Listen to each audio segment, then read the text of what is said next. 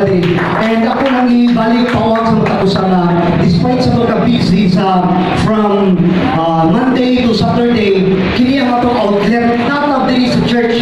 Kung damurta nga paminaw nimo nakasaka na guilty ka, ngunit pinaka the best way nga muatid ka sa simbahan kay naman ang Ginoo mo'y magalimpyo. Kung sa cellphone pa, sa alta niya, reformat niya, hiluan niya, munang punay pinaka the best. Kung sa imo nga kinabuhi, di yun yung mating kay ikaw lang yun, pirahay ang pamilya.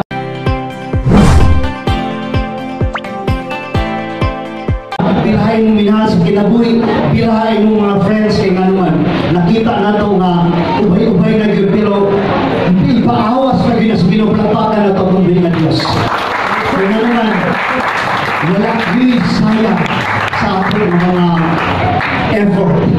And nindot kayo ba, mamatouch siya sa music, i-prepare palandaan ang mga music na alam nindot kayo nga pamatiyon ba nga itong heart, kana bitaw wala may katusok ba nga sa kalipay. Dahil sa iyong mga problema ang mga buhot, ma-remind ka. And once again, pasalamat sa mga pastors na naadriha.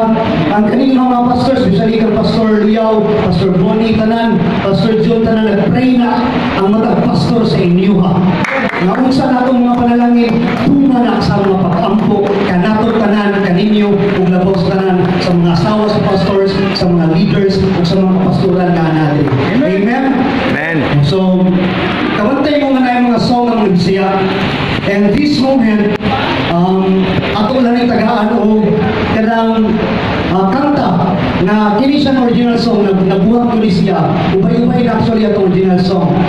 Pero ginuunay mo pa na uban ni Coco Martin. Ni Pastor. So, nanatay mga kuan, nanatay mga album actually. Pero especially sa Mindanao, hindi kayo ganang support bitaw sa kuan. Pero di ka mabalangan yan na ang kanina kanta ato ning ihatag diya sa tunggoy nga Dios. So, ato pamatiyo kini nga nabuhat ka sa original song, gapray ko sa Ginoo, ug ipadayag sa Ginoo unsa ang pasabot sa gugma nga song na ato nabuhat originally from Iligan Church Christ Ministries Incorporation song. Ato ang kanta nagikan sa Ginoo, dedicated ni sa mga usa na kinsa tong broken karon o ato idedikar sa Ginoo atong kinabuhi. Amen. Can please, yan isang play. Sige, sabay tayo ang kanta. Kami, ngayon mga mic. Atong original song na diri sa tuwa. Isang play.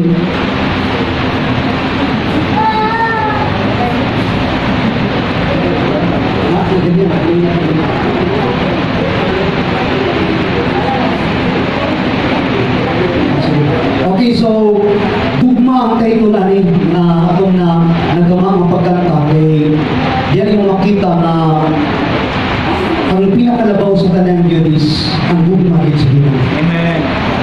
Naaman na itong mga effort, gibintang na sa Ginoo, timbang na sa Ginoo, mga luha na ito, pero ang Ginoo may gugma din siya.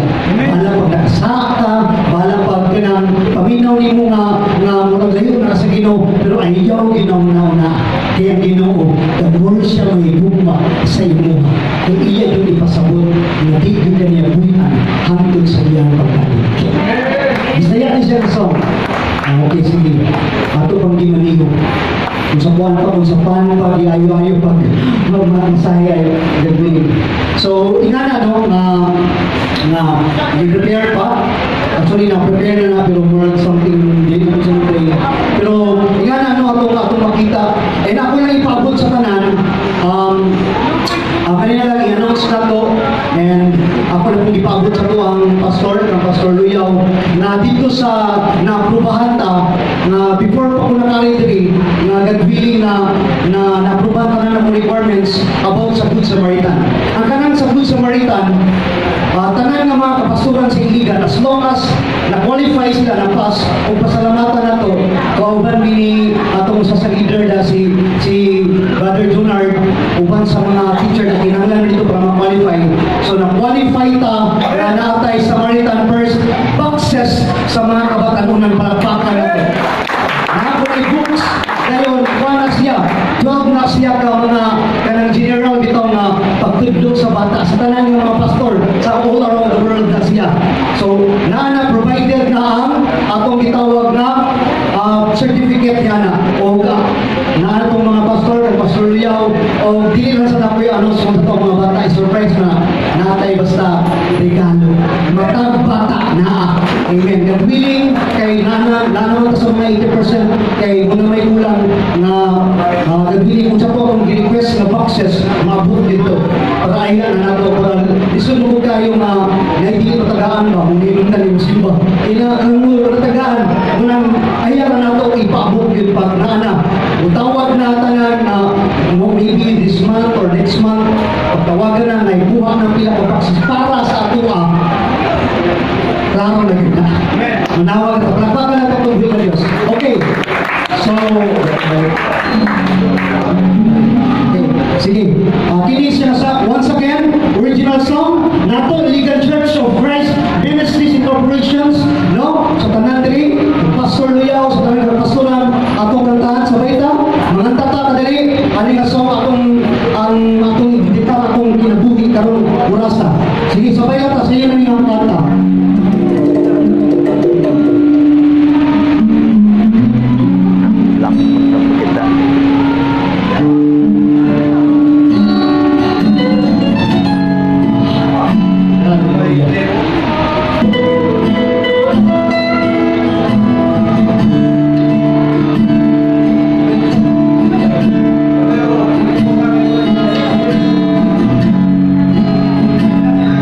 Sa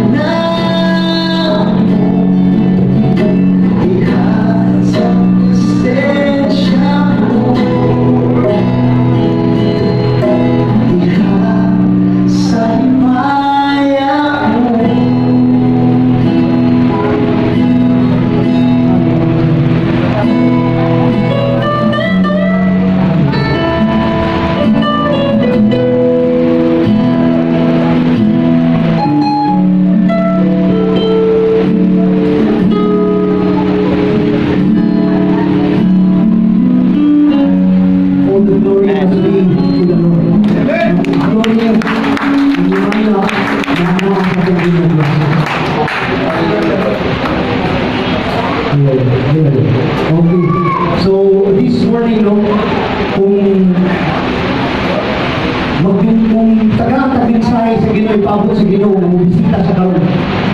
Kinsa dili malipay. Yang kita iyatang danon karon.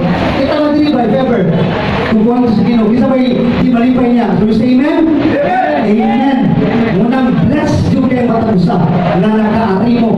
Ganiya sayo ganiya si nanay nga Tagalog gihangos siya og saka pero naa jud yang ayang tinuwa nga kadasi ka makaari dili tinganan.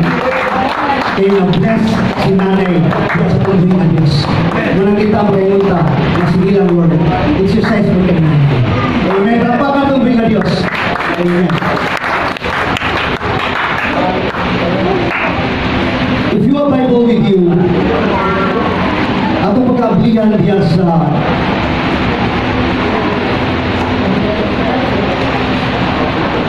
Hebrews 6:19.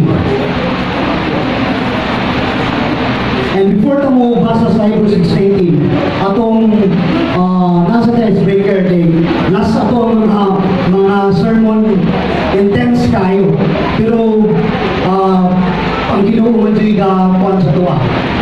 Sa tuwa pud nga kinabuhi, kung unsay pinaka the best hatag nila sa Ginoo. Amen. But the glory is lagi sa iya. Siya yun ang may maya. Amen? Munang kung ingani ko mo share kay tungod, every day is my last day na para sa tuwa. Pero ang sa tuwa matag pastor nga nadri, ang glory kag naagit sa Ginoo. Munang kami ng mga pastor, lipay kay ingana ba magtinabangay. Amen? So, sugda nato sa gitawag nato na icebreaker. Gamay lang siya. Naiusa ka, duwa ka sila ka mga ama. I don't know kung nakadumog ng wani, nga joke lang siya, hindi mo ako tuminsay. Kasi mo na yung matiman ang taman niya. So, kahit duwa ka magpapapa o anak, na nialto sila sa syudad. Pagkalto nila dito sa syudad, nisakay sila, isa ka building. Nakasakay sila sa elevator. Papa o anak. Pagtungtong nila sa elevator kay first time nila, silang duwa. Ang papa kay ilong-ilong lang, yung anak, nga medyo batanon nga anak niya. Pagsaka nila, sakta pagtawag din na sa elevator, pag-ingon nila na kayo may ibon din nila ng anak. Pa, mahal siguro kayo pliti, ani pa? Grabe na yun din nga, dito na kayo sa elevator ba? Umingon yung papa. Ayaw na kung pag-inigo ng pilya. Pag-ulat na gusto mo doktor, kung tikitanta, ayaw ka mo bayad. Hindi na itong laptop na itong bring ng Diyos. So, dito to, I do believe ang tanang nakasakay na yung dito. Right, lipi na ha? Lipi na! Lagi. So, yan na, no? Kapag ito ba itong bring ng Diyos? Amen. And ako lang ikaw ng time. And napunta yung Pastor Bonnie, nato ang isa na alagad. Next. So, if you have Bible with you, dito sa Hebrews 6:19. So, akong pagbasahon sa simple na masabta na ito na version, Roman version, ani nga Biblia. So, dili lang ko sa mas easiest na ito masabta.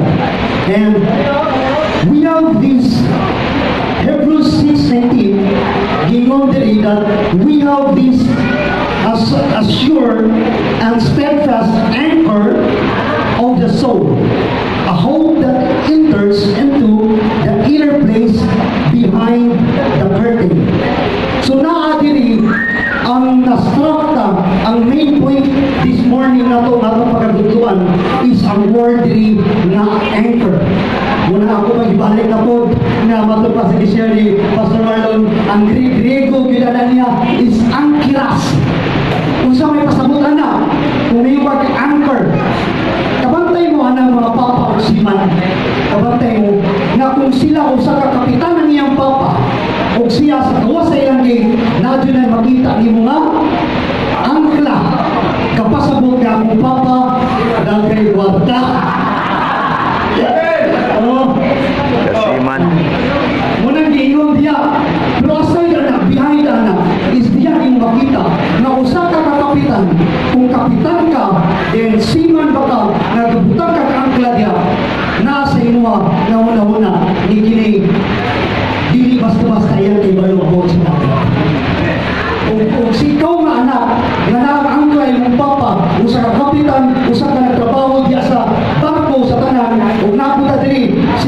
akong the best nga kabalo ng panday na diya sa granis ka trabaho. Pero I don't know kung nagsakay-sakay baka sa barko sa Korean. Dito lang ka sa kwan. Dito lang ka sa granis lang. Pero na yung mga barko diyan na. So at least kita ka dito na makita na to na grabe kung sa may naaaring anchor nanong giskot man na to karong kabuntagon. Amen. Dili ang elevator. May walang elevator, icebreaker. So, it means from the Greek word ankyras, kapasabot, steadfast, according to the Bible, stand firm na magpapilin ka because masaman, every daw, tagamatag sa kabarko na aginay anchor. Imani gina, bisan asa na makita nimo, madagko na bagagmay ng mga barko na makita nimo diya sa baybayon diya, especially sa illegal port, makita nimo na aginay angkla. Kaya nga naman, panahon sa baha, bagyo, stormy of your life, dili ka basta-basta na maanod taglog dito or maanod ang iyong barko kaya naman. That anchor is nagpuput na o whatever na may tabo anang bagyo ba, dili yun ikaw o iyong pamilya panagpakan na ito ako ng Diyos. Dili basta-basta ang kayo. Kung diyan na ito makita na sa panahon na sendong, most of us, we were victim. Nagabaha, halos karoon ng galing ng mga baha, di ba? Kuyawan na ta, mo-test na dayon sa tuwaan, na-test, mga rainfall orange na gani, o labaw na ito sa sendong. And that time, sa panahon sa sendong, naadyo ko ato, sayo lang rin nakawas. Yung naagtan, pag-ibig ato na ang kasada, na taga-diri na, kaya ibalikan nyo. Kapalog mo ang tanan, naka-experiensya, kung unsa ang baha, literally, o baha sa tuwang ang kinabuhi. Diyan na ito makita na sa panahon sa sentong, na napupinatabanan ng pamilya ato, pero unsa may hindi na kumalimutan. Sa panahon ng reaksyon ng puso ng ilang balay, tungkol sa kay subak ng yun nila dito, at unahan na yun, doon na subak ng nila, gitang pagkukul na nabili ng yung pitaka, gusto niya ipakuha sa kagbalik. Pero ang conviction sa Ginoo sa buwan, na dili na. Pati akong mga gamit dito, kaya gisalba, sumay na ako, ato isang bata.